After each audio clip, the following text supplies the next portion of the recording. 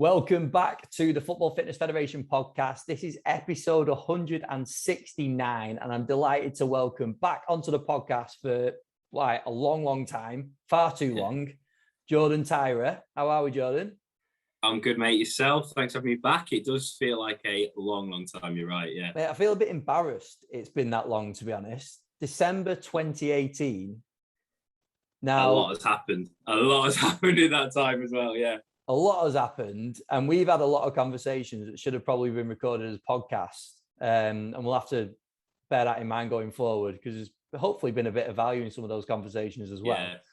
Now, I know what's gone on in that time, but for anyone that listened way back to episode 9, do you want to give a little bit of let's go right back anyway, before that. Do you want to give a bit of background on yourself and up to current role? Yeah, of course. I'll try and keep it as brief as possible.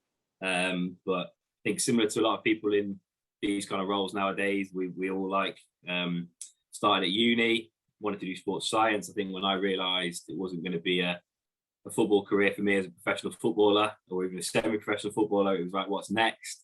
So for me, it was kind of coaching. So that was kind of my goal. But at the same time, I was quite good at science at school, did well in biology and things like that, my A-level. So I kind of thought, sports science seems the right fit for me. But as I started uni, I just torn my ACL as well. So it was a bit of a long process of not being able to play. So it just made a logical step for me, right, what's the next thing to do? Coaching. So I started coaching. That was my background in terms of the technical stuff. But then kind of got more absorbed in sports science through the degree. I was taking a few local teams, under 12s teams, while I was at uni. So my first and second year, I took 2 separate teams, which I think massively helped me. And then I managed to get a full-time sports science placement between my second and third year at Southampton Football Club, which was mega, really important for me in terms of my development. Opened the door to me in terms of what professional football environment looks like. Really helped kind of shape my philosophies and my beliefs on a lot of things like that as well, which is great. And then kind of finished that year, went back to uni, just wanted to get uni out of the way, get stuck into football really. So I was able to get a part-time job for my third year at uni at Barnsley as well, which was great because it's just down the M1. So I was able to kind of finish my degree whilst working part-time at Barnsley. Graduated, wanted to go do my master's because I could kind of see that was the way the industry was going. So I actually left Barnsley, went to Salford to do my master's in strength and conditioning, which was actually a really good course. Paul Comfort's the course leader. Knowledge for days, so learned a lot on that master's, and definitely would recommend checking that out if anyone is thinking about doing a master's in S&C. And then got the part-time jobs again, so it was Blackburn Rovers ladies to start off with, and then after a season there went to Liverpool ladies, and then after that is when we first met in the hotel in Salford, just down the road from me. So it was like it was ideal, and almost like a throwback as well. Paul Bauer was presenting on the first meeting as well, my old boss from Barnsley at the time, so perfect. And then the career kind of moved on really from then. After Liverpool ladies, I managed to get a full-time role at Notts County. I was kind of part-time at Liverpool ladies in kind of the lead physical performance coach, they call it, for the RTCs in women's football, but also helping out and kind of just volunteering really with the first team in the WSL at the time with Liverpool ladies, and Alan Jordan was the physical performance coach in charge there. Really useful again for my development, working in WSL with elite footballers and really high level footballers, and you're picking up as much as you can all the time. But I needed a full-time role, full-time wage. I'd graduated my master's at this point. I needed something that I could really kind of get my own teeth stuck into and put my own spin on things. Landed the role at Notts County, which was a brilliant role for me in terms of my development, because it was lead academy sports scientist, and it was their first full-time sports science role at the club and at the academy.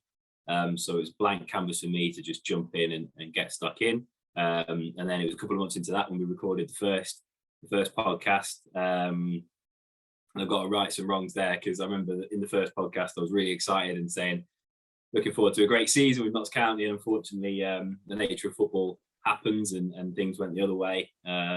Club really struggled and kind of went bankrupt due to previous ownerships, and it all kind of went to pot really. So a very surreal experience for me, a really big learning curve that, that's what football contained.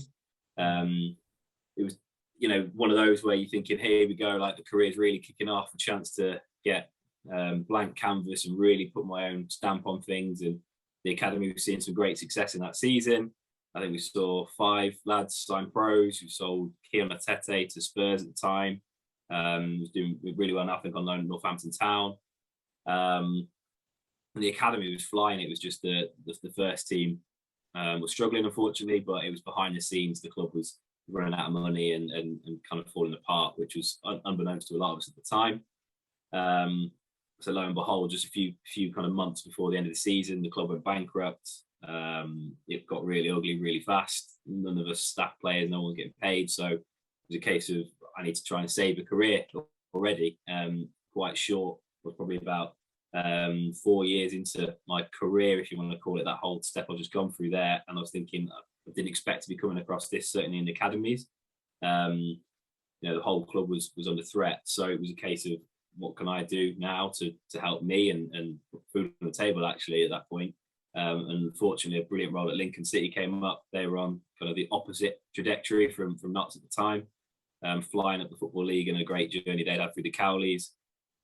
So I'd managed to get head of Academy Sports Science at Lincoln City, which was, again, brilliant for me. It was the first time they'd had a full-time sports scientist role in charge of the academy as well. So it was a chance to kind of bring all the good work I've done from Notts County and saw some success with, and try and transfer that across, and then also obviously mould it to the players we had at Lincoln and different coaching styles and everything like that as well. So another brilliant role for me in my development, leading the department through audits, and anyone who's ever been through an audit process knows how stringent they are, and it does test you. So again, really good, and we saw success again. We saw lads sign pros, some lads break through into first team, and then COVID hit, and it all went a bit crazy. Furloughed for majority of 2020, came back off furlough, then had to go back on furlough because the financial implications of obviously the pandemic were huge on football. Certainly kind of football league clubs really struggled when you haven't got Premier League money behind you. Lincoln did really well in terms of keeping afloat and doing well, but unfortunately did have to make cuts. So, and then 2021, start of 2021, you could kind of see the writing was on the wall. I was obviously on furlough, off furlough, and it doesn't take a genius to kind of work out the next stage could be redundancies. There was a lot of people, I think we know, that unfortunately did also face redundancies at the time when the club was struggling. So I kind of thought, this could be the way it's going here. Fortunately, I'd set up a company in 2020, in Feb 2020, just before COVID became a thing. With one day the aim of maybe being something I can step into, potentially being a side hustle for now.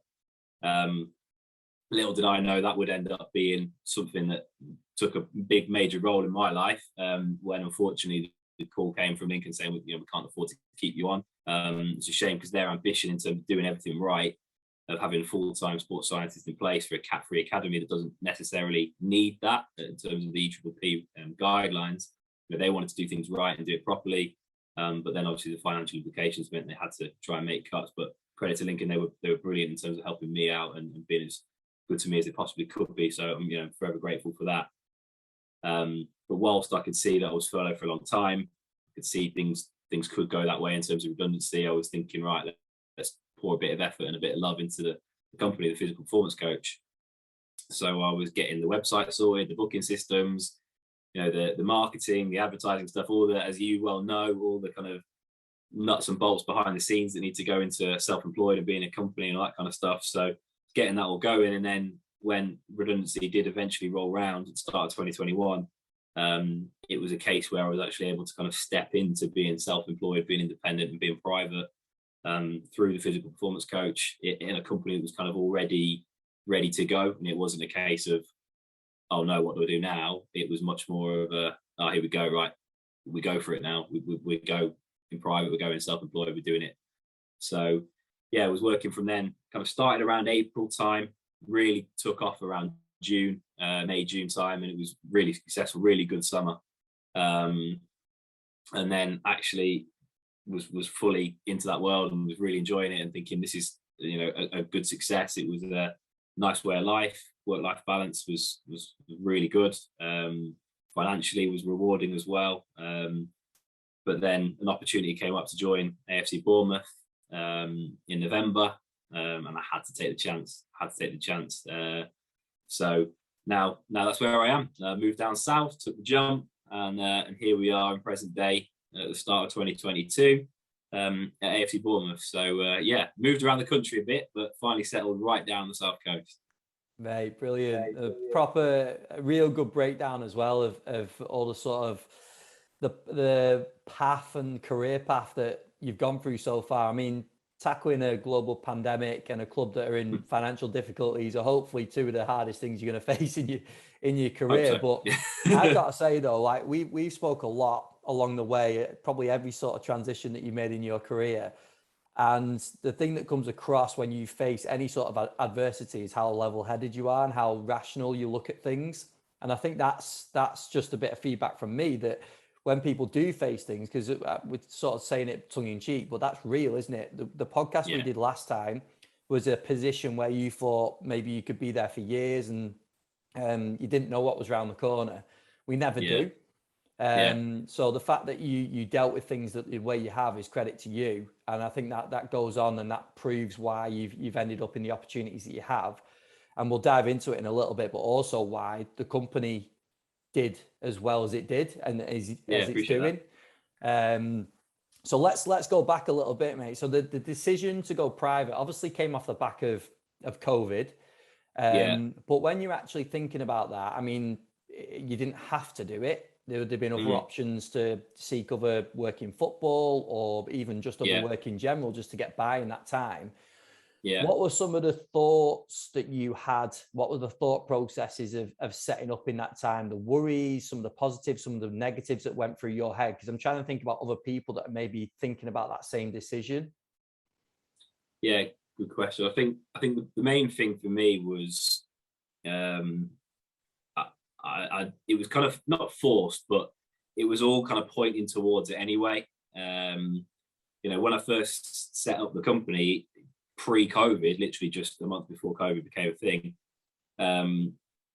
it was with the view of, I enjoyed just making players, athletes, people better. The goal for it was to help semi-pro lads and women and just people in general who maybe are athletes who want to get better in terms of physical performance but haven't got access to an S&C coach or a sports scientist because they're not a professional club. So that was why I set it up, because I could see that there was a lot of people out there that needed that support. And I thought, this could be a really good service. And then obviously as COVID was kicking on and it was furlough and it was, redundancy was looming kind of quite large, it was a bit of a, well, actually, if ever I'm going to do this, it's now. It'd be much harder to step away from a full-time role of my own choice when football, it takes up all your attention. So the actual choice of stepping out from a full-time role of your own choice to then go into private work would probably be a bit more difficult. So to have that force, that choice almost kind of, this is what you either do this now or it doesn't come for a while. I just thought, sod it, let's do it. I think COVID put a lot of things into perspective for a lot of people. Life is short. It's shown us that for sure. It's one of those things, you might regret decisions if you don't take the chance when they crop up. So it was one of those like kind of natural timings that I kind of thought, this might be a good time. I think as well, obviously I was a little bit kind of, not bitter's not the word, but just disappointed with how the last 3 years had gone. Put all that effort and graft into trying to force a path for yourself in football and professional football, and the accreditations, the qualifications, the experience you've gathered and everything that you're trying to get under your belt and really trying to put your stamp on an academy or squads that you're working with and developing players. And then, a club goes bust on you. And then a global pandemic hits, all in the space of 3 years, all completely out of your hands. It was kind of like, well, maybe me and football aren't meant to be together for this foreseeable future. Certainly, I think if you was a horse in the Grand National, you were studying recent form, you just wouldn't be betting on me whatsoever. So it was a case of, right, let's just reevaluate, let's just reassess. And obviously, I think COVID gave us a lot of time to be thinking about what the future holds. how we go. And obviously furlough for a lot of time. You're thinking, right, what does the future hold for me here if things are to go the way of redundancy? So it kind of, like I say, it was a bit of a natural progression and natural step to make. But I think I was a bit of like, right, okay, so football isn't working for me at the minute. What can I do that can make it have an impact on local people around me that still want physical performance support? I just enjoy making, athletes better, people better. I can do that. I don't need a football club to do that. I can do that off my own back. So let's try it now. If it works, it works. If it doesn't, it doesn't. I knew I could always try and get back into football. But fortunately, it was a great success. And it was one of those things where I was like, I'll always look back and go, I'm really glad I did that, because I've met some brilliant people and did achieve some great things and helped some people really through some tough times as well. So it was kind of you look back and go, that was a massive decision, but paid off. So very pleasing in that regard. And now I'm back in football. So, well, the other thing on that is, I fully believe the reason why it was successful in that time was the work you put into it. And you mentioned about that time of uncertainty where you were furloughed. You didn't know when you were going to be going back to the club. If you were going to be going back to the club, you weren't sat with your feet up. That was at the time when you were putting all the groundwork into this potential business, weren't you? You were doing all the work that if you needed to then transition into it, it was there, it was ready. It wasn't like suddenly they called you and you went, oh God, it's happening. You'd done the work.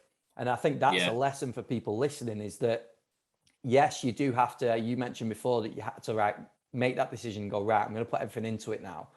There will be that time, but at the same time, you can use the time available that you have, that everyone has, whether we like it or not, to build these foundations and get things ready. And that's exactly what you did. And that again is another takeaway from me, from how you went about it. Yeah, I think the thing, obviously, lockdown gave us so much time. So I never would have that. I know we say we do have time. You do have time in the week, but I was fortunate that I did have that time on my hands to really, give it a good go. I managed to get my bases accreditation done during lockdown as well, but I had no idea how I would have got that done if it wasn't for lockdown and trying to set up a company, kind of, getting ready to go kind of thing. But that time to get stuff sorted is, I think, the advice I'd take. If you're in a position where you can choose to make a step into something else, try and get as much done before you make that step. Because if you go, right, and it's almost like a split-second decision, I'm making this step now, and then you've got to do it on the job, it's not gonna be as successful. Hopefully it is, but it might not be, because you've got to kind of learn on the job. I think even little things like just having a booking system in place, having a website that's fully functional and works, it means that from day one you can start handing out business cards and people can go and book you and sort stuff out straight away. Whereas if you're going, oh, hang on, send me a text, I need to set up the website, it just doesn't work quite as well. And that transition needs to be, you will lose customers and things like that anyway if you are independent. So that time was on my hands. I was lucky that way. But yeah, you're right. I think working in football, you're used to being busy. So then being in lockdown, you're thinking, wow, what can I do? Unfortunately, that was the way it went, and I did get everything sorted, and it made things easier. Fortunately, I wasn't trying to complete Netflix instead. So, well, exactly. But you joke, but many people were. So it was a time where it was either that productive time where you could get something like this set up, or people just sat with their feet up, and you did the opposite. Well, when you had the company running, we obviously talked a lot. You were getting probably busy, like getting to the point of being maxed out in terms of how many people you could work with, and looking at like scaling and all the rest of it. So it was obviously like a long-term vision that you had in your mind with the company. So talk to us about ending up at Bournemouth. It was a strange one. It was one of them where it kind of came out of nowhere, and the company was doing really well. Met some brilliant people, like I said earlier, and it was going well. And it was kind of that, I was at that point where I was a bit of a crossroads, because I was kind of like, right, what's next? Like you said, I was a bit maxed out in terms of, I was thinking, is this me now?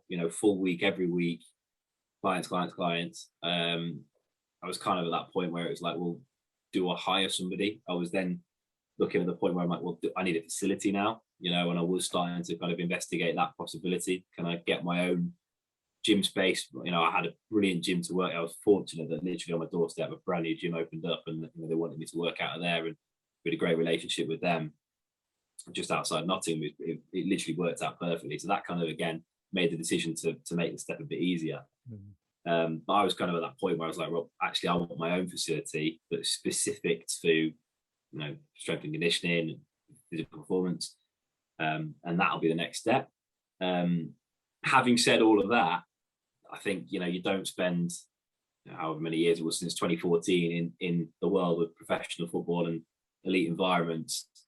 You don't spend that long without thinking, you know, I enjoy this, and one day I could go back. There was always that bit of, I'm never going to shut the door on football because I spent so long in the game in terms of the experience you'd got, you know, everything you'd gone through. You didn't want to let that go to waste. So I knew I was never going to shut the door, and I knew I'd leave the door open to certain clubs. And if the right opportunity came along, I said to myself, I've got to consider it, because I've seen that I can kind of step away from football and set a company up, and it can be a success. So if worse comes to worse, I can always try and do that again, because I've done it once. Hopefully I can do it again if, you know, if things fail.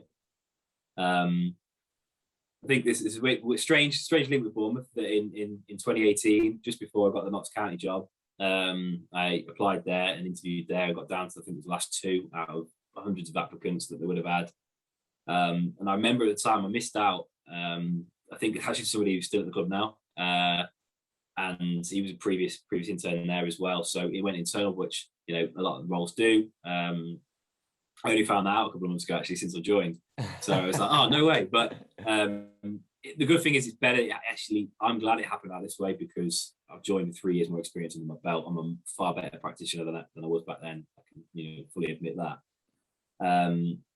But that was the one I remember back then, you know, when I was trying to get the, you know, the roles, the really kind of career kickstarter roles, if you want to call them that, the ones that, you know, you can really get your teeth stuck into. Bournemouth was one that really hurt the most, when it was Ben Bradley, who's obviously been on the podcast as well. He phones me up and says, no, sorry, not this time. You know, you're great on the day, just went with somebody else, kind of thing. And I remember, you know, putting the phone down. I think I probably did cry at the time, because it was like one of them where you had that many emotions riding on it. You're thinking, am I going to move all the way down? What's going to go on? And then just to fall short at the final hurdle, I was like, you know, it really hurt, that one, more than other clubs that I'd applied for. So I don't know why, but I always thought, if that opportunity comes up again, I will think about Bournemouth. And I've always kind of known, in my opinion, they do things the right way, really kind of individualized approach within the entire academy. I know a lot of clubs try and do it, but, you know, Bournemouth, and certainly David Johnson, a lot of the work he's done with, you know, biobanding, growth and maturation, again, another guest on the podcast, and all the work he did in the role before me, it's really set up the academy for, you know, really good sports science work, and it's taken properly. It's, you know, it's a really serious part of the academy. It's just done well throughout the club. So you kind of got that feeling from the interviews and things like that, and the questions way back then. So I was always kind of like, if that opportunity comes up, I've got to go for it. Lo and behold, opportunity came up this time. And like I said, it was one of them where COVID kind of put things in perspective. If you don't take opportunities when they come up, you know, you might look back in a few years and regret it. Like I said, I'd come out of football, I'd set up a company, and it'd been successful. So if worse comes to worse, I can always do that again. Whereas an opportunity to join, you know, a big club, a proper club, with, you know, proper sports science already established, it's one you can't really turn down. So I had to take it, really, and there we are, and that's why I took it. I think as well there were like frustrations, like I said earlier, that, you know, football hadn't quite gone the way I would have liked. You know, certainly from, you know, a club going bust on you, and then the global pandemic hit in, and there's just nothing you can do about those situations.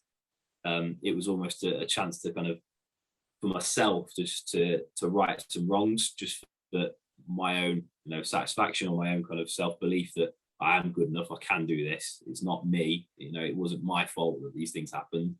You are still good enough to work in football, it wasn't your fault, kind of thing. So there's a little bit of that at play as well. It was like, this is an opportunity to join a massive club, that's already really well established. The academy is, top notch. Ben Bradley's top notch, and a lot of the work that David's done as well. I'm stepping into a role that a lot has already been established, so it's brilliant for me. I had to go for it, and I don't regret the decision at all. So yeah, happy days. The reason I wanted to get you on to talk through this is I think there's so many lessons in your short career so far for people to listen to and just to take into context. And I think with this is thinking about how much work you put in behind the scenes, talking about, like, going back to what you said at the start, the work you did voluntary, going into all the different clubs that you did, you just mentioned going to interviews, not getting jobs, all that sort of stuff led into you then creating your own company and sort of shifting away from football, kind of knowing that you did want to go back in, but shifting your focus onto something else.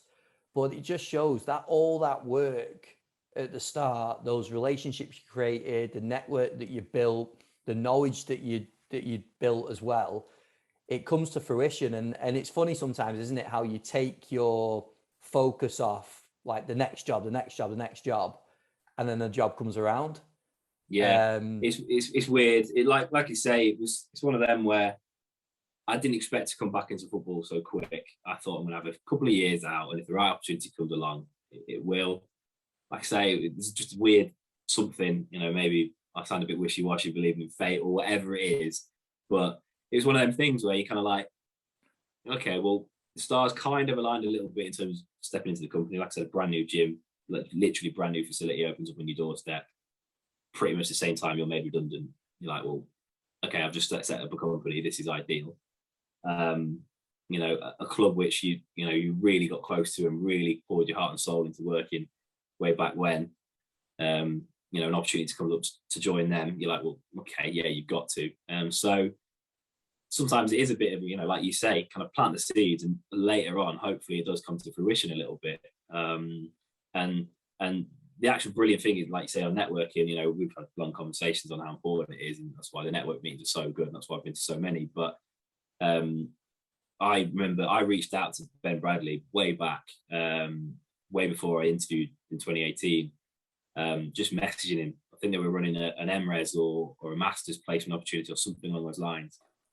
And I think I just finished my master's at Salford, so I kind of messaged him and said, I know you're running the master's placement. I've just finished my master's. Can I still be considered, or do you need somebody to still be on the master's? Here's my CV if it helps you kind of get a better picture of me, kind of thing. And he said, unfortunately, they do need to be a master's student, but thanks for getting in touch. Really, good luck, and your CV's impressive already. Keep working, that kind of thing. A brilliant piece of advice way back then. And just from establishing that link, you never know, that probably helped me get that interview above certain of the people who Ben probably never spoke to before, never met before. I'll have to ask him, but it's one of them where that link's already established, even if it is just a few email correspondences. It's just, that's all it is. And he's like, oh yeah, Jordan, he's reached out before. Yeah, you know what? Let's give him a shot. Let's give him an interview. And then lo and behold, that ends up, 4 years down the line, coming to fruition. So it's one of them that, at the time when everything was falling apart in terms of the football world, and you're thinking, what's going on? Why is football not like me? You've almost got to have that level head, like you say, and just, right, bigger picture, think of what's next, take it baby steps for now. Like, what can I do now in the meantime? And you never know, like, things might line up for you. They might not, you never know. But like you say, if you can put I think relationship building, networking, it can literally open doors for you, just from email correspondence, like I've just gone into there. And you never know, like, if you just reach out to people, we always say it, get in touch with people if you can. You just never know what's going to lead you. So hopefully, if there's younger people in starting out in their careers and they're a bit afraid. I was there once. I know what it's like when you're a bit nervous to research who's head of academy sports science at a club, and then try and find the LinkedIn and then message the LinkedIn. It's a bit like, I feel a bit like that, I'm being that guy kind of thing, or that girl or whoever. It is a bit nerve-wracking. It does feel a bit rubbish, but if you do it, you never know where it might lead you. You've got nothing to lose. And like I said, life is short. COVID put that into perspective for a lot of us. Just go for it. It's as simple as that. The worst you can do online is ignore you, isn't it? Yeah. So that's like what people have got to have in their head. But the other thing with that is like yours was obviously like a direct contact with Ben that came back in the future, but there could also be like indirect, couldn't there, where Ben knew someone that was looking or whatever, and then you were the person that popped into the head, just for an example. So you just don't know where it's going to lead. Like, I think creating those contacts, finding out different people, especially in your local area, like it's a no-brainer, and it just takes a little bit of effort sometimes, doesn't it, for people to go out, put themselves out there a little bit. And then that's it. Football's such a small world, as we know. Like, everyone knows everyone. You know, you go to the UKSCA football conference and you can just sit around and literally look around the lunchroom and you go, yeah, I know quite a lot of people in here. And not through, you know, going and, you know, trying to sit down with them all the time, just from conferences, networking events. You know, you play them. You know, you forget that you meet a lot of S&C and sports science coaches, sports scientists, from just playing them when your team plays their team. I have a quick chat, how's things at your club, you know, that kind of thing. Build those little relationships, and you never know. It's such a small world, like you say. Somebody might say to somebody who says to somebody, and it goes that way. So that's why the network meetings, you know, you run are so pivotal, I think, certainly for people starting out, just to try and get that, not exposure as such, but that networking opportunity to try and, you know, get you in front of people. So it's important. It is, like I say, football's so small. And what about, on reflection, some takeaways from working in the private sector, going back into football? Is there anything that you feel like, any sort of skills you might have developed in that time, or is there any takeaways that sort of stand out for you that are helping you in your current role? Yeah, definitely. Like I said, going back to speak about age for this, but, you know, going private was massive in my development, even though I stepped away from football. Because when you're in a football club and you're working with, let's say, an under 16 player, you're their S&C coach or sports scientist or whoever, you give them the gym program, typically they'll get on and do it. Not because, you know, because they kind of have to. It's for their development. They know, they understand the drill. They know that if they do that, they will get better. When you're working privately, they don't care who you are. You know, if you're a private client, you can say, oh, well, this is what I've done in the past. These are clubs I've been at. These are my experience. This is my qualification. And they don't care, really. If you don't seem like a likable guy, are they going to give you your hard-earned cash for them to train you, kind of thing? And it's like, all the way around, for you to train them, rather than be impressive. You need to kind of be that relationship builder straight away. And I learned that. Luckily, I think that's something you just kind of naturally get from being, you know, coaching squads and athletes day in, day out. You do have to develop those relationships. But when you're working with private clients and you know, people who have kind of got in touch online and said, I've seen the services you're offering, can you give me a bit of a breakdown of your prices, what your availability is like? You've then got to give them the sell, and that's something you don't really have to do for players in academies or in first team environments, because they know, well, if I do this, I get better. It's slightly different in first team environments, granted. You know, if you've got a 36-year-old pro who's always done it his way, he might need convincing a little bit. But under 14, under 16, whoever, they're probably just going to crack on. So those skills had to hone those even more in terms of, you know, getting people onto your way of thinking and seeing the benefit of stuff you're trying to do with them. Actually, also, it was a great opportunity for me to work with a few different sports that I hadn't worked for a long time. I hadn't worked with different sports since I was back at uni and doing S&C with the uni teams at Leeds. So I was working with a pretty good level golfer, you know, completely different physical demands to football. And actually, one of the biggest challenges for me, he won't mind me sharing it, that the client came to me, 49 years old, who was still played a good level of water polo, represented England in the Commonwealth Games, 2006, I think it was, for water polo. 49, dad, two kids, and also was going to have open heart surgery in summer. And about 2 months before he came to me, said, listen, I'm having open heart surgery sometime in the near future. We haven't got a date yet. I want to get in the best shape possible so that on the post-op side, I can kind of get back to doing it what I love as quick as possible. You know, and you're thinking, bloody hell, this is a bit different from, you know, getting players to run around a pitch faster. you know, obviously we want to get you, you know, fit and strong as possible, but I also don't want to kill you if you are going to be having a valve replacement and open heart surgery. So, you know, that your programming becomes slightly different, should we say? It is, so, you know, big challenges like that, and you know, fortunately it all went really well.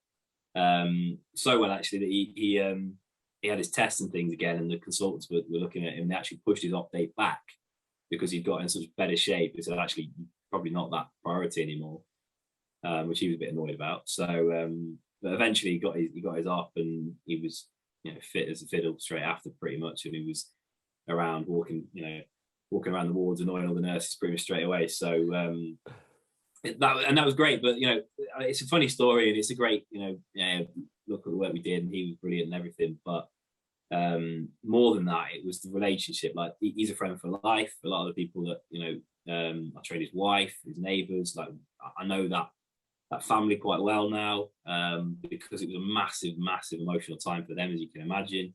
You know, father of two, loving husband, going into open heart surgery, there's risks involved. It's an emotional time. So I was still training his wife at the same time, and those, you know, sessions with her became almost like therapy, and just checking she's okay. So, you know, like I said, COVID put a lot of things in perspective. Actually working privately and working kind of independently from football put other things into perspective as well, in that, you know, people do require our services. I think if you work in professional football, if you work in, you know, elite environments, we're pretty good at getting the human body better in terms of their performance. We know that. That's our education, our experience, and our qualifications. But we can have an outreach to bigger populations if ever we do want to go that way. I think it's a big bugbear of mine. And granted, I was like it when I was younger. I was thinking, oh no, I only want to work with elite performers. You know, I only want to work with elite athletes. But like I've just shown, like, there are people out there who massively will benefit from our expertise as a cohort and as a peer group. So, you know, those experiences massively helped me kind of put a lot of things into perspective. They helped my skill set, the way I approach things, where I think things are slightly different, and certainly improved. The caveat to all of that and everything I've said is that I could feel that there were certain skills that, you know, you can't develop unless you're in a football environment. You know, working with a squad of athletes day in, day out, that can't really be replaced. Obviously, working one-to-one or in small groups. You know, I was working with a couple of semi-pro lads on, you know, doing on-pitch sessions with them, but, you know, it was kind of 3 or 4 at a time. It's not the same as working with a squad of players. So those skills, which obviously you hone over the years, I could just feel them starting to rust up a bit because I just hadn't been able to do them for, you know, months at a time. And I think that was part of me, where I was thinking these skills have, you know, been developed for, let's say, since 2014, when I was kind of started getting involved in professional football.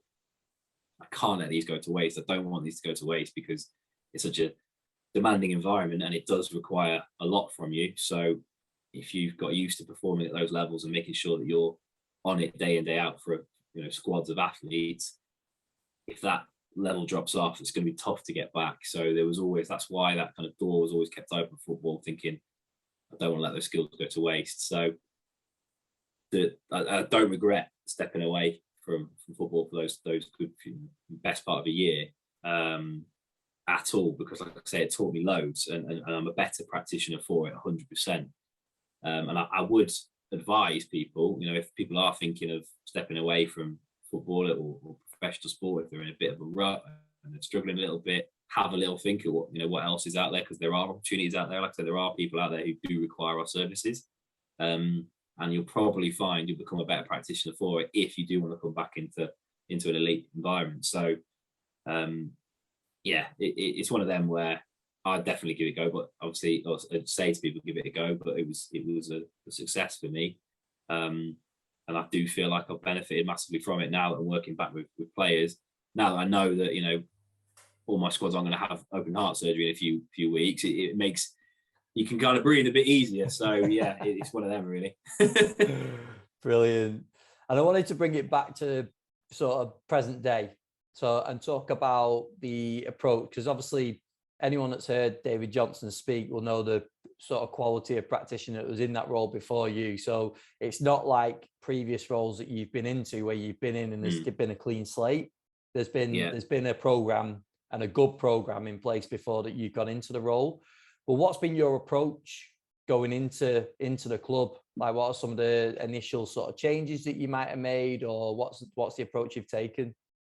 Yeah, it's been really different, and it's not just David. Obviously, Ben, and if you listen back to his podcast, the setup here is really good. The program in place is really good. The movement matrix that we've got, all the players, I was impressed straight away. And I'm looking at under 10s that can overhead squat, and you kind of like, this is impressive. Like the level of physical literacy, if you want to call it that, throughout the academy, is stellar, and that's credit to Ben, because he's been at the club for a long time, so he's been able to implement those changes, and then all of David's work on top of it in terms of the growth and maturation. Like I say, it's just taking it to the next level in terms of the individualized approach to players, and just knowing that every player is going to get looked after for their needs. We know pretty much all the time when they're approaching growth spurts, when they need slightly different stimulus to somebody else, etc. So to answer your question, I knew going in there's already a very good sports science setup here. Very, very different, like you say, to previous clubs where it was a clean slate. So the first thing I kind of said to myself, I was nervous going back into football, because obviously it had been a few months, and I knew I was going into a big club with all these things set up. So the first thing I kind of said to myself was, just listen first, listen and watch. Like, changes don't need to be made overnight for the sake of making changes. You see it all the time. Any walk of life, a new manager comes in, a new somebody else comes in, or whoever it is. Sometimes you feel like you've got to stamp your authority on it just to make change for making changes' sake. Whereas I don't think that's the case. There's a few little things that you just have done differently from different backgrounds. You think, I could potentially contribute to that. But I think hopefully my background of obviously being in a lower league club where facilities aren't as good as Bournemouth, the set up in terms of the staffing structure isn't as good as Bournemouth. Sometimes when it's yourself looking after all the age groups throughout an academy, it be that 23s all the way down to the under 9s, you're seeing all the age groups in a day. There are periods in Notts County when staffing changes in the first team, and you have to step up to the first team and step in for those as well. So, there were times where you literally saw every age group in the football club, including the first team, in the same day, in the same week, in the same space of a few days. So that doesn't happen at many clubs. Typically happens at the smaller clubs that haven't got the staffing structures in place of the slightly larger ones. But those environments create skills that is sink or swim. You've got to produce results even though your hands are sometimes tied behind your back, kind of thing. That's how it sometimes feels. So I certainly feel like I'm a very resourceful practitioner, given the fact that I've spent a good few years in those kind of environments.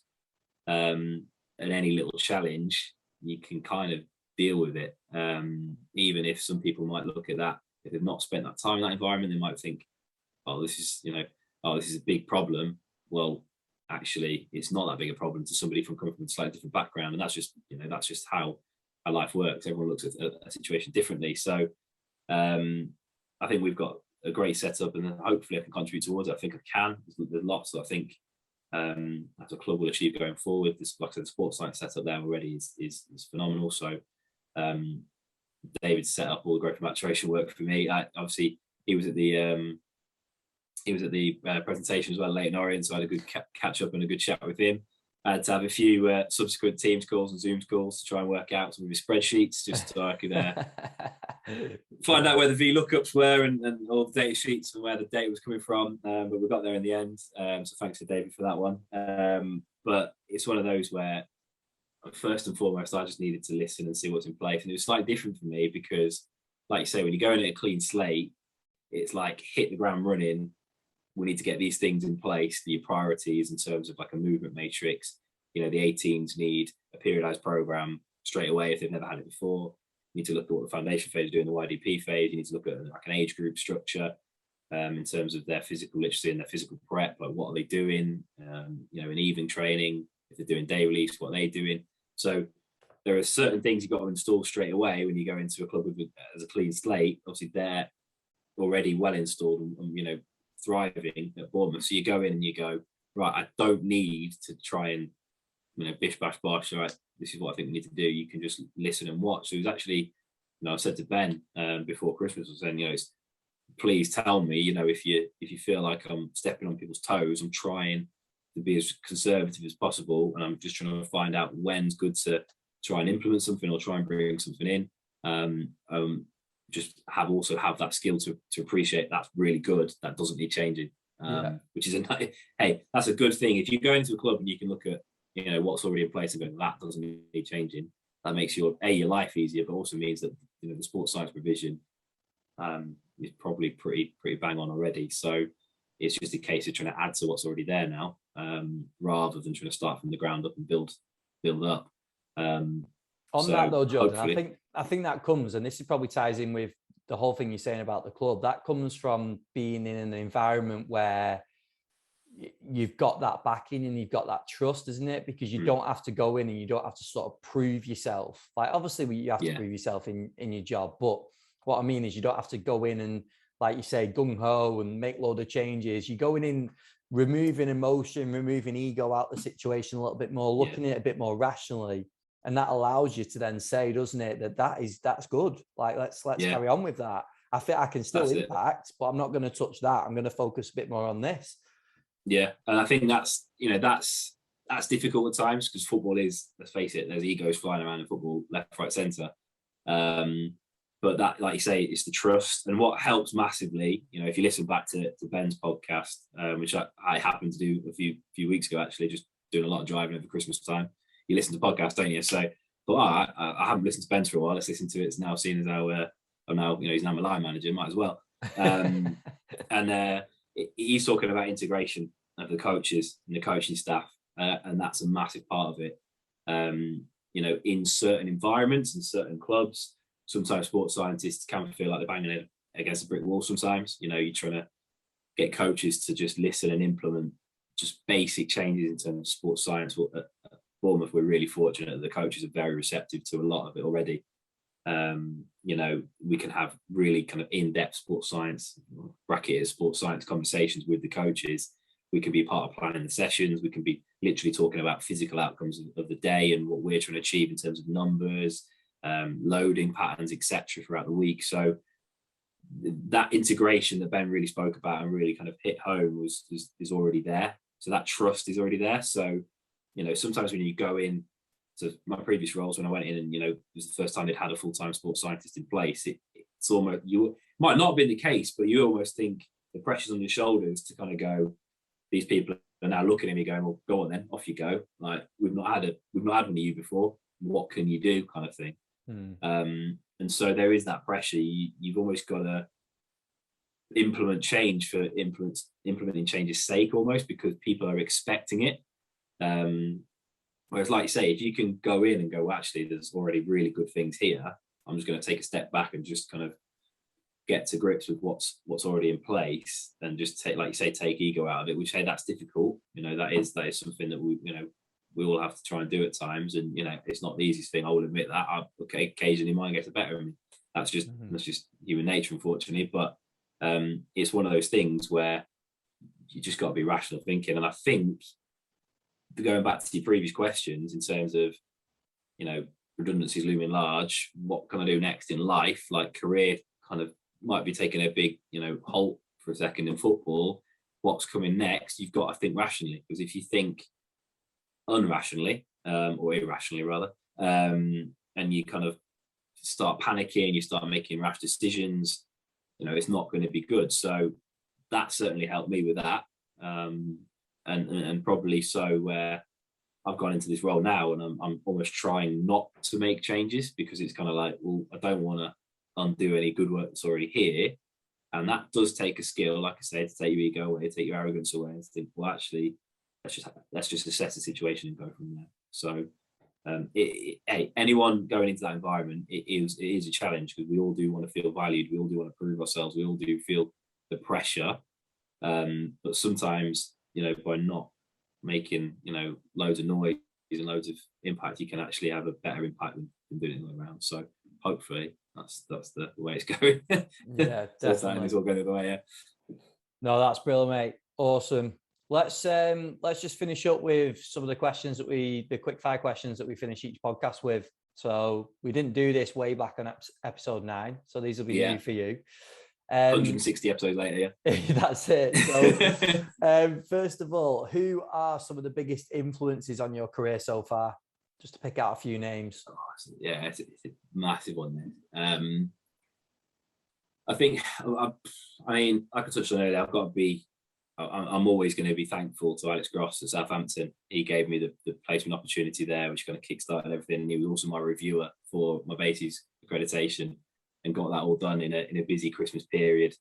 So I'm always thankful for that, because I know football over Christmas can be absolutely hectic. So yeah, certainly always big thanks go out to there, to Southampton and to Alex. And I think I say Wayne as well, Wayne Richardson. We both know Wayne really well. Just before I was going private and independent, I reached out to him and wanted to kind of get his thoughts on things. And we know Wayne is very busy. We know he's got clients coming out of his ears, but he still takes time to have an in-depth hour and a half, however long it was, conversation with you and give you absolute golden advice. So big thanks to him, and certainly after the Leighton Orient presentation with you guys down south, it was one of those where you do reflect. You're talking about careers and things, and you kind of realize actually Wayne big influence there, and they kind of give me the confidence to kind of take that step in. So yeah, big thanks to Wayne as well. And there's just a lot of other coaches as well that you've worked with all the time. People, actually technical coaches as well. Tom Shaw, who's now Gainsborough Trinity manager, who was Lincoln under 18s manager as well. Brilliant coach, one of the best I've worked with. Really receptive to sports science. It was one of those where it opens more doors when you've got a coach that's on board with your ideas. You can start to implement things in sessions that you never thought you could. So yeah, really thankful to Tom as well. So I could go on, but I'll leave it those 3 for now. Hey, yourself as well. Listen, you've been a sounding board for me. Mate. We've had loads of conversations. So yeah, you definitely get an honourable mention there as well.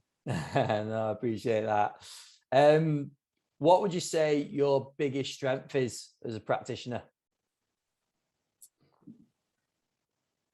I think I said it a little bit already. It's probably just relationships. You've like I said, this industry is really, really important, but I think the company wouldn't have gone as well as it did if I wasn't able to form those relationships. And like I say, I've got lasting relationships now with some of the clients that I helped through. Certainly the fellow had heart surgery, that's a friend for life kind of thing, and I'll always check in with him and see how he's doing.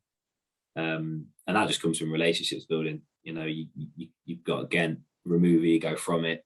No one, sometimes a lot of people don't care who you are, where you've been, what you've done already. If you act like a not very nice person, I was going to say something a lot worse then, but if you act like a not very nice person, then people aren't going to like you. You're not going to get the best out of them. And I've forgotten who said it. I think it was can you be somebody that you go down the pub with and have a pint with? That's it. Yeah, my boy. Yeah, I really bought into that, because it's like, well, that's just life, isn't it? You don't want to hang around with people that you don't like. So make sure you can build relationships. And I think that's something I've certainly, I try to pride myself on. Not always works, but I think majority of times it does, and certainly helps with players, and they get buy-in, and coaches and get buy-in, etc. And it just makes your job a lot more easy, and gets more fruitful relationships and performances out of it as well. So brilliant. Yeah. And then just finally, what is your approach to CPD? So is it continuing development as a coach? What's your sort of approach to that? Yeah, great question. Fortunately, now being back in club football, Bournemouth, we've got a really good internal CPD structure. Like every Wednesday, somebody from the sports science and medicine department will present on a topic. We'll always try and choose a relevant topic as well for us, injuries or performance, sleep related stuff. We've had quite a few already, which is great in my time. So that's brilliant. Obviously, that helps you just tick over. Audio books is an easy one. I spoke a little bit about a few books from my time when I was self-employed and had a bit more time on my hands than full-time football. Go on, drop some of the names in there, Jordan. What? Yeah, so 20. The one I spoke about at the network meeting was 25 Irrefutable Laws of Leadership. That's a really good little audio book. and somebody actually who I met during my time working independent kind of recommended that one to me as well. So I'm always thankful for that, because it's just a good book that follows some of the key leaders throughout history in terms of big tech companies, car companies, whatever it is, and their approach to leadership, because there are many styles of leadership. So just trying to pick little things like that really help. Another one that I think I mentioned there as well is called Never Split the Difference. I think it's called Chris Voss, I think it's written by. That's an interesting one, actually. He was a lead FBI negotiator for hostages, and a really strange, sounds completely irrelevant to football and performance and all this kind of stuff. But in terms of some of the messages, in terms of communication and how you communicate, obviously, if you're a hostage negotiator, it's quite important. And if you can pick up some tips from people that can communicate in life and death situations, and how you can build relationships through how you communicate, that really helps. So I'm a very, as I know you are as well, when you're driving, that's your dead time. You make calls, you listen to podcasts, you listen to audiobooks. That's, I think, the easiest way to do that nowadays. And then I must admit as well, during lockdown, I was able to get quite a lot of my BASIS accreditation was done through that, and that was great CPD for me. That was great, like reflection. The BASIS pathway is very good on that. It's all about reflection and reflecting on practice, and that helps massively. And you kind of go, all right, okay. So when hopefully lockdown's over, I can come back and step into it. So yeah, really helpful. But it's just trying to pick up any information when it's possible, really, isn't it? I know, like we said at the start, you have got time, and this is why Twitter is so good. So many resources on Twitter. People share, even if they're completely irrelevant. I picked up some really good little website tips and things from people who are just sharing free threads, Twitter threads and things like that. Hard to say that. On Twitter, on how to create a good kind of standout website and things like that. So use Twitter. Like if you're not using these free resources, then what are you doing, kind of thing. Like, it's free to you, you might as well. And YouTube, like, Jesus, you can learn so much off YouTube. So definitely. So you go off there as well. But then obviously I can't not mention Football Fitness Federation, the network meetings. I'm glad they're up and running again, post COVID and lockdowns and things. So long may they continue. I'll certainly try and get to as many as I can. A little bit further now that I'm down here and down South Coast. And Midlands is quite easy to access everywhere. It's not quite the same when you're right on the South Coast of Dorset, but I will try and get to as many as I can. So yeah, that's the future, hopefully. Brill. Awesome, mate. And just a seamless link on the whole Twitter side of things, at Jordan Tyrer 92 and at Fizz Performance, PHYS Performance, both of your accounts on Twitter. What's the Instagram one? The easiest one is if you just search Fizz Performance Coach. It's the easiest way to get the Instagram link.